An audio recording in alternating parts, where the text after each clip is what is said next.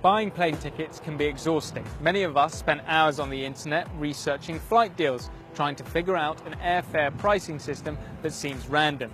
Fees appear to fluctuate without reason, and longer flights aren't always more expensive than shorter ones. But behind this is actually the science of dynamic pricing, which has less to do with cost and more to do with artificial intelligence.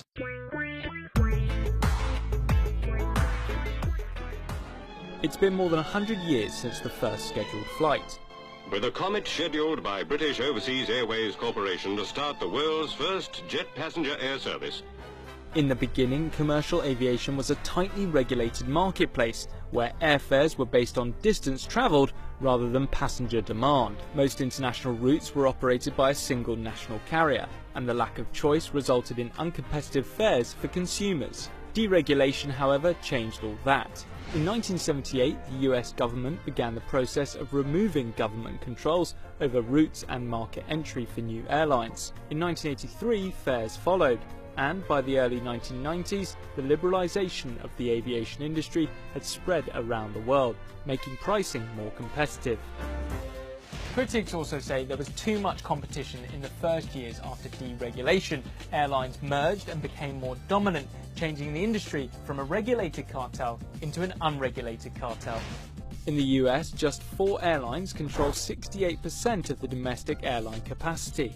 While ticket prices have been falling between major hub airports, the lack of competition and a reduction in flights has resulted in higher average airfare for smaller, less competitive cities. But this hasn't halted the demand in air travel. The number of airline passengers across the globe has continued to grow, particularly in the last 10 years, with the amount of people choosing to fly skyrocketing by nearly 1.8 billion. So what does this increasing volume of passengers mean for pricing tickets? Despite steep surcharges and baggage fees tacked on during the 07-08 oil shock, ticket prices aren't actually focused on the seats' combined costs such as taxes and fuel. Instead, airlines price tickets using a strategy called airline revenue management. Its end goal? Make as much money as possible. This is working in real time, so when a customer goes to book a seat, the airline determines the price they see by analysing a wide range of factors, including the status of their entire network. Of course, these decisions aren't being made by humans. Algorithms adjust fares by using information like past bookings, remaining capacity, average demand for certain routes, and the probability of selling more seats later.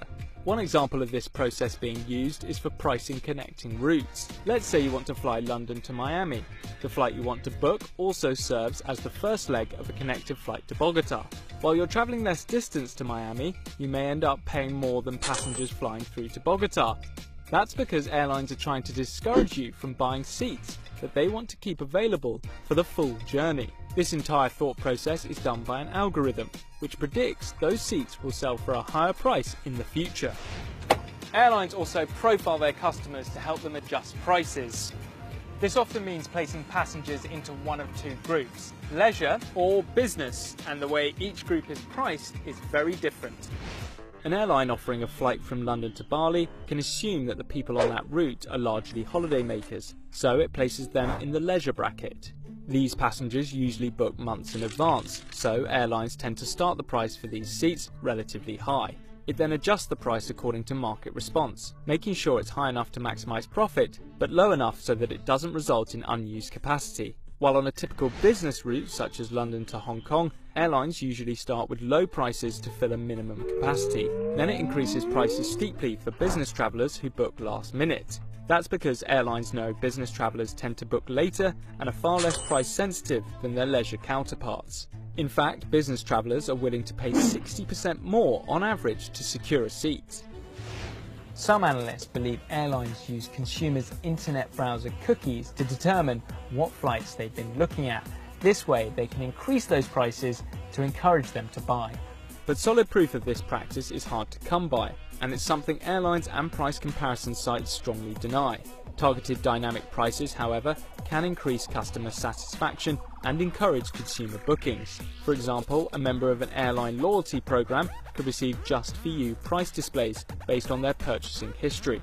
Technology has also allowed some airlines to create a basic economy fare with limited amenities to compete with minimal service low-cost carriers. That lower fare is key if full-service carriers want to appear on the first page of search engines like Google Flights.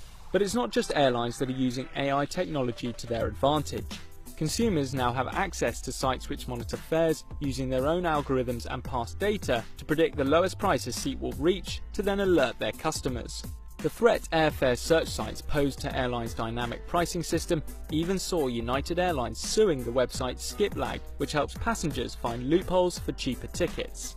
With AI having such an important role in the field of air travel pricing, it's likely that complex algorithms will continue to fight the airfare war. That may not be a bad thing, as airlines manage a growing number of passengers and consumers push for better choices and easier ways to book their trips. Hi guys, Tom here, thanks for watching. So how do you book your airline tickets and what do you think about their price? Comment below the video and don't forget to follow the page.